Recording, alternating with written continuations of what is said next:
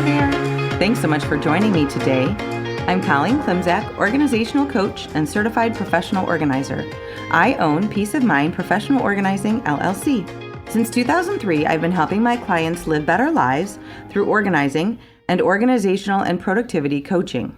In addition to organizing and coaching, I support my clients with a weekly newsletter, a weekly accountability and productivity session through professional speaking, blogging, and podcasting. Want to finish strong this week? Join me for Finish Line Friday every Friday morning at 9 a.m. Central for a 2-hour productivity session. Drop me an email at colleen@peaceofmindpo.com or follow the Zoom room link on my Instagram or Facebook pages. I have a request and kind of an announcement. I suppose I should say it in more certain words. I have an announcement and a request. How does that sound? I will be launching a personal development, organizational coaching subscription service in 2024. There will be daily and weekly content, weekly and monthly virtual workshops, additional productivity sessions like my Finish Line Friday, but on a different day, a supportive online community like an inner circle, and more. And I am pondering the name. So that's where I'm at this week. The community will be so much more than just one person, and so I do not want to name it after myself. So here are some words that I'm working with, but my request is that I'm open to other words. So if you have thoughts for me, I would love to hear them. If you want to drop me a line via email at colleen@peaceofmindpo.com or any of my social media platforms, that would be great. So here are some of the words that I'm working with. And again, I'm open to others.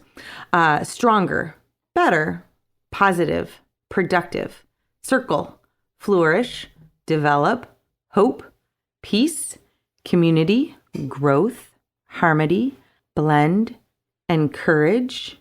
And I received one suggestion, and it was about resilience and foundation. So if any of those words really resonate with you, or you can think of them paired with something else, that would also be great. And again, I would love for you to share your brilliance with me as I move forward with this subscription service and this online community that I can't wait for all of you to be a part of. Thanks. I have to give a shout out to the very nice woman that I spoke with far too briefly at the pancake breakfast that I volunteered for on Saturday. She said she was a listener, and I did not get to talk to her because there were a whole lot of people who really wanted pancakes. So thanks for listening.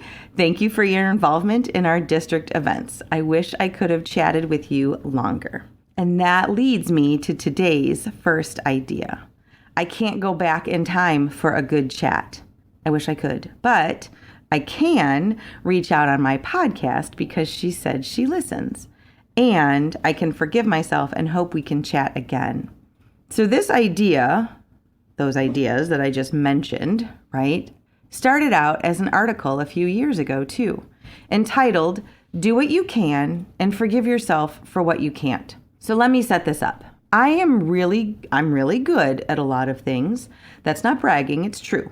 We all have that list, the list of ways that we excel. So the week that I wrote this article many years ago, for example, apparently I was the person, if you want a delicious dinner for 14, yep, sign me up. I'm your girl. Maybe you need music for a first grade Christmas pageant. Yep, fun, let's do that. Maybe you needed someone to manage teams of teenagers at 2 different pancake breakfasts. Yep, no problem. Let's do it.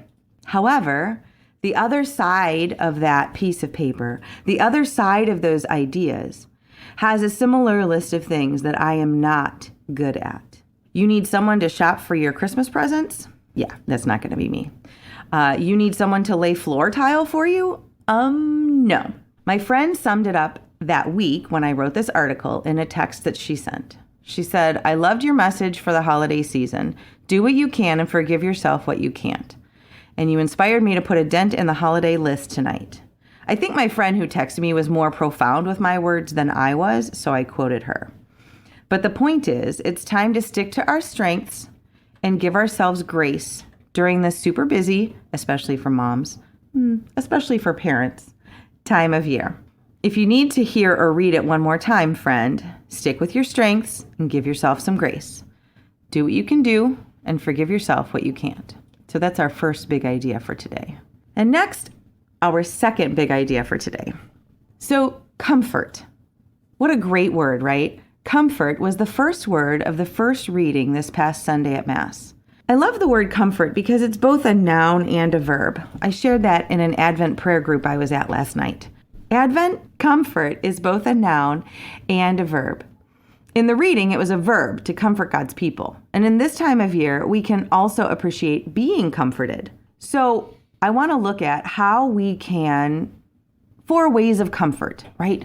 4 ways that we can comfort ourselves and comfort others. Physical ease is the definition of comfort, freedom from pain or constraint, or the easing of feelings of distress. So all of those sound really great to me. I love the holidays, but they can be overwhelming. We're busy enough on a regular day, but when we add the joy and pressure of the holidays, many of us leap straight to overwhelm. And I say we because I am there sometimes too. Sure, this time of year, even the mundane and day-to-day business of life can be elevated to something more meaningful if we put some thought into it. But on the other hand, completing big and impressive holiday prep tasks feels great, but not when we neglect ourselves and our lives to complete them. Something like, hey kids, I finished your Christmas shopping online today, but I was so busy doing that we don't have anything to eat for dinner, right? Like that is completely a possibility on any given day right now.